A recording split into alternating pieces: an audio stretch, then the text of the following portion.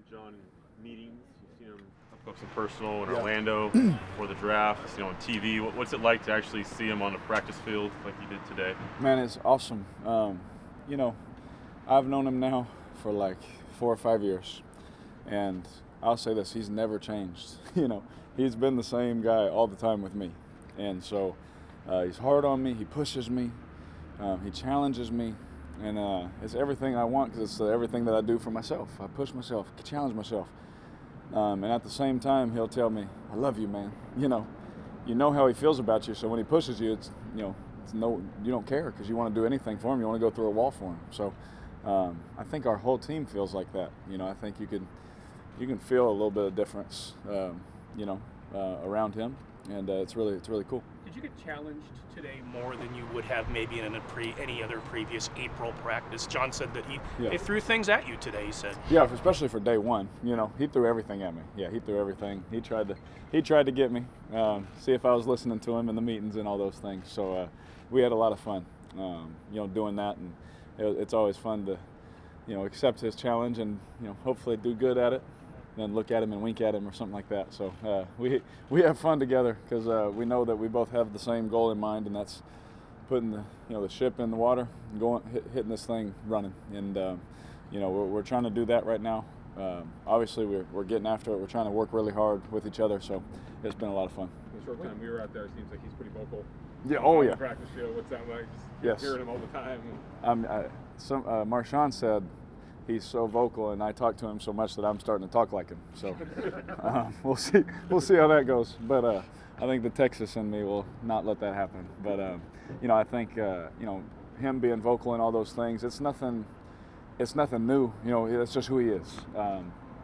You guys, some of you guys have known him longer than I have, but he hasn't changed at all, and he's a great mind. And then when you get out here, if he's yelling or saying something, he knows exactly what he's talking about. So everyone's alert, everyone's paying attention, everyone's trying to learn. He's won a Super Bowl. He knows exactly what he's doing. Fourth playbook in 5 years. Thank you. Has it gotten any easier this time around? In a weird way, I guess yes. Learning his plays again. It feels like we do this like every other season. We're talking about it's like the same picture, but you're calling it something completely different. Okay.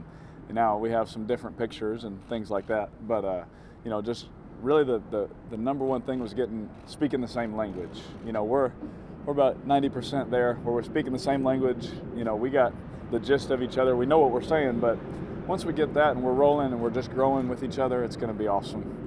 It already is. I love every part of the process, but really just the language part of it, that barrier. Because he has a background, his staff has a background, I have a background. We're all just trying to, figure out how to communicate things. And once we do that, man, which we have to, man. There's teams that have been in the same system for 15 years, and so we got to do that in a hurry.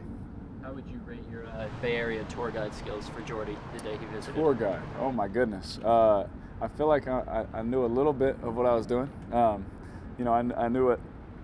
He knew my buddy Devontae obviously really well. So we FaceTimed Devontae, James Jones, we FaceTimed James, and they were all talking to him. But I thought I did a good job. He's here.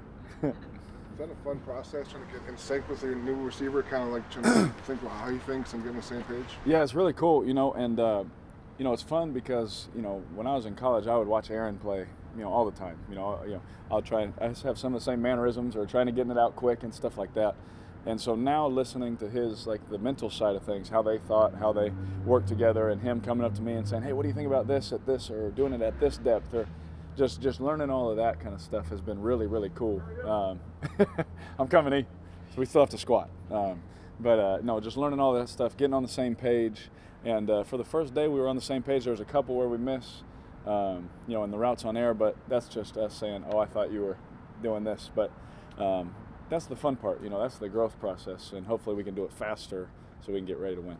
Was there anything that Greg Olson had put into the offense when you were a rookie that was similar? I mean, is there any carryover at all? I mean, he had been with Gruden, yes. So. That's what's made it easy for me. Now, I don't know about the guys that weren't here with Ole, how easy it is, but for me, that's made it easy because Ole, the terminology, the way they call things, certain things, that has been kind of similar, but obviously Coach Gruden brings on his own stuff and doing it that way. But Ole, naming things, let me say it this way, it's pretty much the same kind of mindset, just different things here and there. But yes, there are some similarities. Different regime comes in, you don't know how existing players are going to be evaluated. You happy that Marshawn stayed in the fold? Yes, absolutely. Yeah, I think our whole team is. Anytime we can keep a guy like Marshawn, who's not only a great football player, he's a great teammate, he's a good friend. He's someone that does so much for our community here in Oakland. There's nothing wrong. Those are all pluses. So to have him here really fired me up. You stay out of other teammates' business aspects of things, but Khalil obviously not here. You guys are close. Have you been in contact with him at least as a friend? Oh, yeah, absolutely. And that when it comes to, we've talked about this, when it comes to somebody else's money, I don't get in their pockets. I don't go anywhere near it. But I just check on him as a person, make sure he's doing good, let him know everything's fine here. Just keeping him updated on things and all that. But my job and my role in his life is to be there and just be a friend. But yeah, I have talked to him. It's a huge undertaking to get a contract done. You went through it last year, and you didn't get done till June. So no doubt. Yeah. So that's why I know. I know the feelings, I know the emotions, while still getting ready for a season. Thank you, Billy. But I've been in contact with him just to make sure his emotions are good. He feels good. Letting him know we're here, we love him. All of those things. I don't want him to be worried about any of that. Your brother on Twitter wanted to know if any chance Coach was mic'd up today. Your brother Darren. I was mic'd up, but that was for my sake. But no, we weren't mic'd up. This offseason wasn't your first in which you spent some time in Haiti. What is how did the trip go? Obviously, you had some friends that there with you, and ultimately, what was important for you to accomplish all that? Yes, to spread Christ's love, man. To just go somewhere where, when you show up, they're like, "Why are you here?" The people are like, "Why would you come here?" And to just be there. We played a couple soccer games, which we didn't win, but the second game I blame Latavius, but it was his fault. But no, we had a great time. But we love to go down there and just spend time with the kids. Spend time with the Haitian people down there, and it's you think that when you're going down there that it's going to make an impact for them or whatever. Some guys think that, but every time I come home, I feel like the most blessed person in the world. They bless my life. Just their love that they have for each other. I'll tell you a quick story that blew my mind. So we got to feed this village their first hot meal in 3 weeks, and so we had the honor to be there that day, to serve it. So we're out there, we're passing them out and all this. And not one person took a bite till everybody got something, and they didn't eat for 3 weeks. It blew my mind. So it's just stuff like that. Their honor for each other, their respect for each other. It was awesome, man. It really touched me. We brought a lot of veteran free agents here, guys that have 29, 30, 31. Yep. I think John wants to hit the ground running, guys that can learn things fast. Is that something you notice already? That guys are, wow, these guys are clued in quick. Yeah, absolutely. Obviously, with guys that have been in the same system, you can see that. But also just guys that can pick up and learn quickly. We went out there and we practiced, and it didn't feel like a day one. We felt like we had been in it. We felt like we had been grinding. We had felt like we kind of knew what we were doing, and then just making little corrections. It wasn't like, hey, this is brand new. It just felt like, oh, this is what we do. And I thought that was the coolest takeaway from today. Is like it didn't feel like a day one. Couple more for Derek. He's got a lift. We're just talking a little bit about the video board that's up there now, and just using that to kind of replay plays immediately so that you can get some immediate feedback. Did you catch yourself looking up at that at all? Was it helpful for you today? Yeah, absolutely. Because you can take a look and see something right away, and it's an instant correction. Whereas there's some things where you guys know, even after a game, you'll ask me a question, I don't know, I can't answer it because I can't see it. I can't see it. But right there, you can, after practice, you're like, oh, this is awesome. Then you can go talk about it right then. We're fixing things, an hour before we usually would, and so I think that's really cool. Not gonna lie.